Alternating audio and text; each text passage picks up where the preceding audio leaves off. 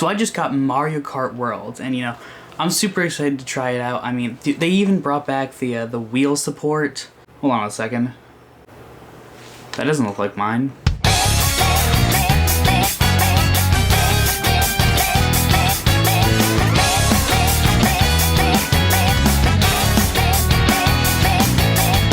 Now, I know what you're already thinking. Avery, there are already adapters out there that let you use the Wii Remote on the Switch too. Why are you even making this video? Just go buy an adapter from 8BitDo, right? But, here's the issue. Those adapters from 8BitDo, they don't support motion controls. And I need my Wii wheel support.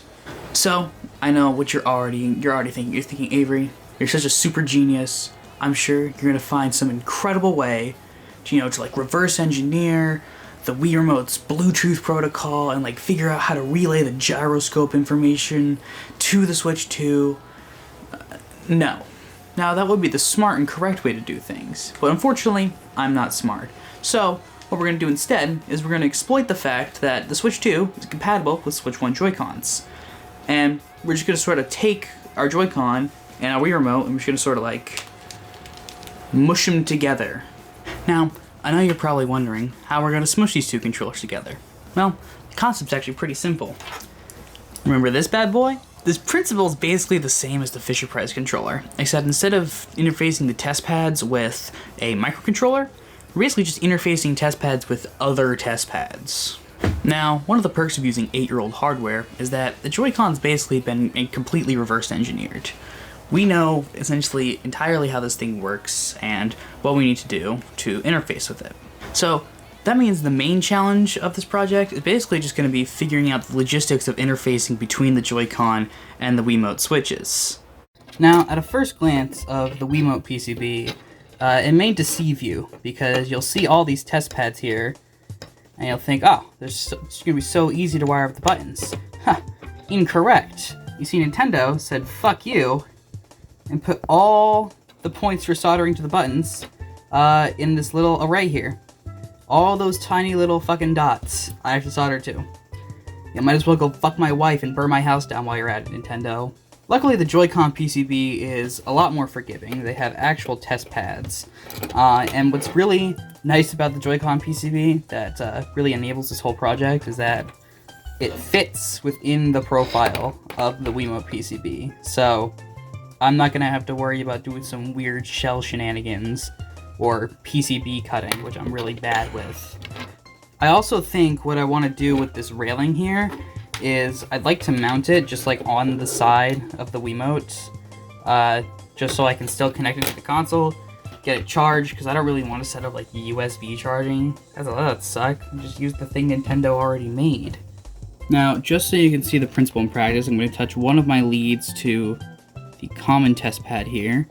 I'm going to touch the other lead to X, and we should see, yep, we select the game. I have been soldering for a couple hours. Here is my masterpiece. I know, it looks beautiful.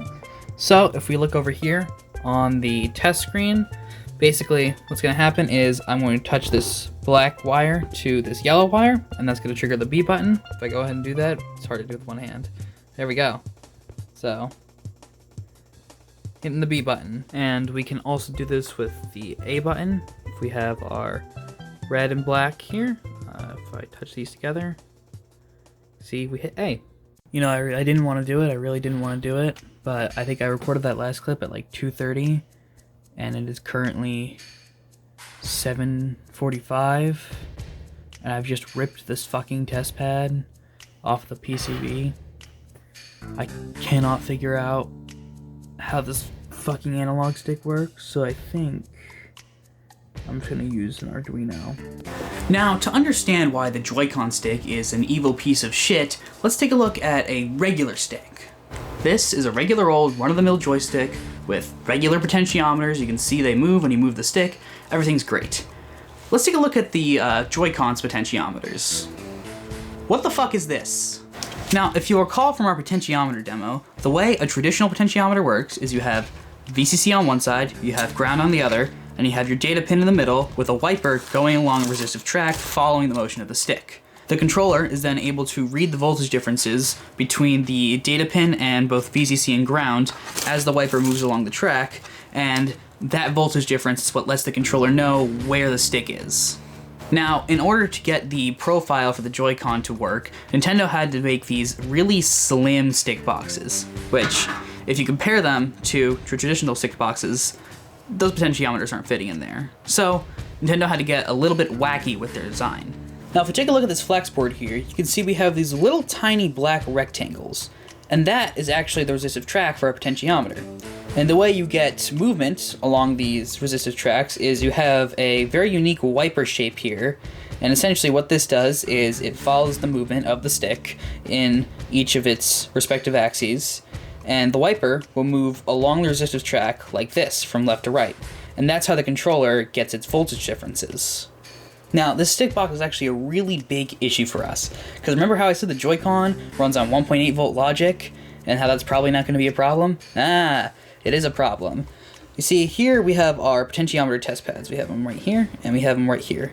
Now, those test pads, they're great if you can generate a voltage. It's generating the voltage without some sort of microcontroller that's the issue. In fact, I like to show you how easy this would be if this controller was made by a normal human being. Literally took me 15 minutes. It should be that easy. So, we need to find a way to use a microcontroller to interface with the potentiometer test pads. Now, normally my microcontroller of choice is the Arduino. It's cheap, it's simple, it's easy to use, but for this specific project, we actually need to use an ESP32. You see, in order to make the Joy-Con think that the stick is moving, we have to write a voltage to the potentiometer test pads.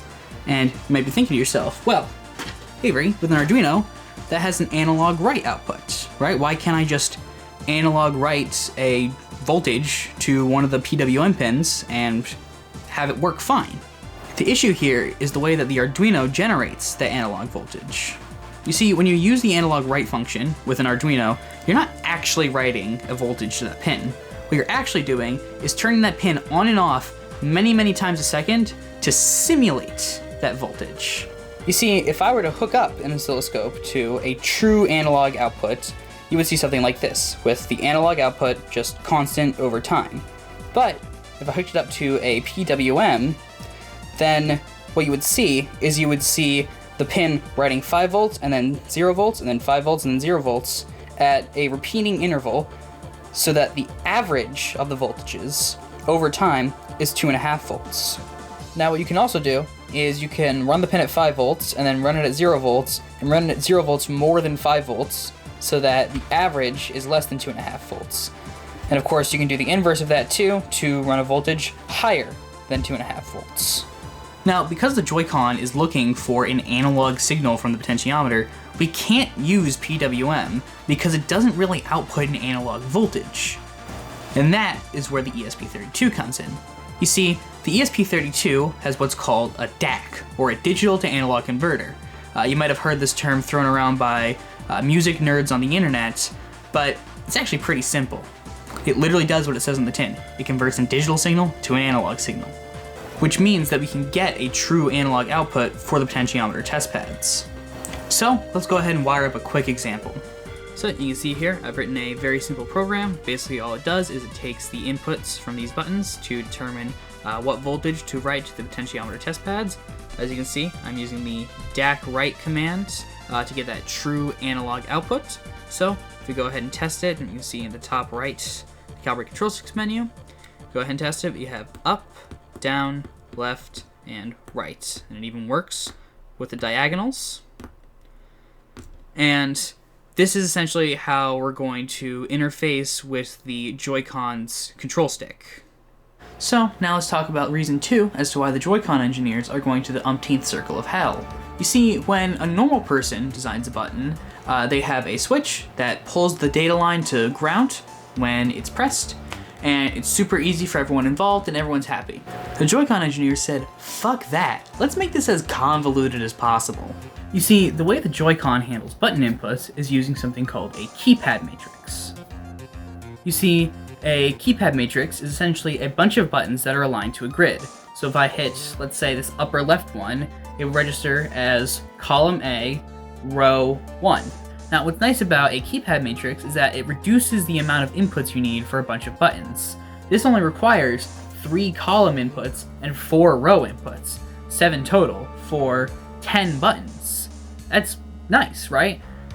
Let's take a look at what the Joy-Con's keypad matrix looks like. Why? Now, what does this mean for us? It means that there is no way to trick the Joy-Con into thinking a button is pressed without bridging the column test pad and one of the button test pads. So we have to have a way for us to switch a completely independent logic circuit using our microcontroller. The way I'd usually go about this is using a relay, which, I mean, it works fine, you know, it does what it's supposed to, but here's the thing, I'm not cramming 8 relays into a wiimote shell. So we're gonna have to get fancy and use transistors.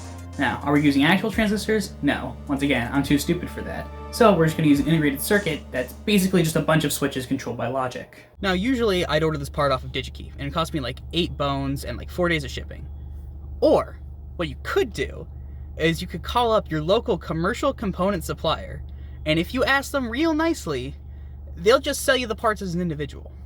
And the best part, they'll let you pick it up from their warehouse. So, now I have it wired up with our integrated circuit this time. I mean, look how tiny these are compared to the big ass relay. And it works the same. If I hit this button, selects the game. And with no annoying clicking, which is nice. So, all we have to do now is interface the Wiimote with the ESP32. Now, only a fucking idiot moron would try to do something like, I don't know, hardwire into the Wiimote's test pads and just treat all of them like a switch and like try to wire every single one of them to like a GPIO pin on the ESP32. Only a fucking idiot would do that. Instead, we're just gonna connect the Wiimote to the ESP32 over Bluetooth. It would be so much easier. I can't believe, like, can you imagine if somebody like tried to hardwire that? That'd be so fucking stupid. So, here it is. Before you give me shit about how bulky and ugly and shitty it looks, I tried to make it pretty and I tried to make it small and it just didn't work, okay? Okay, this is the best I could do. Notice how the Joy-Con PCB is hot glued right in the middle so that you have accurate steering. Very, very important.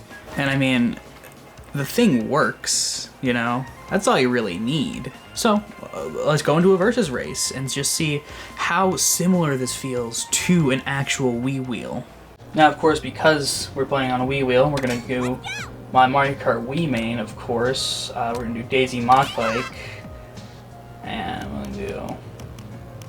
we'll do Normal Com, I ain't no bitch. We'll do Frantic Items, ooh. And of course, we're gonna go to the best stage in the game, we're gonna go Road. Now, you'll notice that I'm using auto acceleration here. That's because the Wiimote is very limited in its Bluetooth output for the ESP32. So I can't drift and use items at the same time, and I can't accelerate and drift at the same time. Basically, it's very limited in like the number of simultaneous button presses you get. So it's gonna be kind of hard. But luckily the steering works. The steering works great, actually. It works surprisingly well. I think we got this. I think this is easy money. Now, believe it or not, I don't actually play with motion controls. This is going better than I expected. And see here, we do have the D-pad does do the items. I think it does the stick and also it triggers the SL button. And you know we're sitting pretty here. We're in first with a horn. Oh shit. If I can drive well, we'll be in first with a horn. Now, I could be shaking right now to... oh shit. I could be shaking to do the tricks, but I really don't want this to fall apart in my hands. That would be bad. Now, we're looking pretty good here coming into the final like stretch of the course. But, you know, it's a good thing. Well, we have blue shell protection, so I think we can get first. I think we can get first. I believe in first. Look at this. Oh, ooh, bodied. Come on, final stretch. We got this. Luckily, even if someone does pass us, you just getting with a fucking red shell. But we're golden. First place. I'm the best. It's all because of the controller, clearly. Best controller ever made. You know, I'm really just a super genius and a prodigy at Mario Kart World. I almost said Wii. Of course, winning one race against CPUs doesn't really showcase the controller's true potential. So, I sent it out to Mario Kart God Gamer, the Bam Shack Dodge guy himself, Troy TWD98. Or at least I would've if he'd just, like, get back to me. Come on, Troy, I know you're watching, man. It's a good idea. Come on, please, just write back.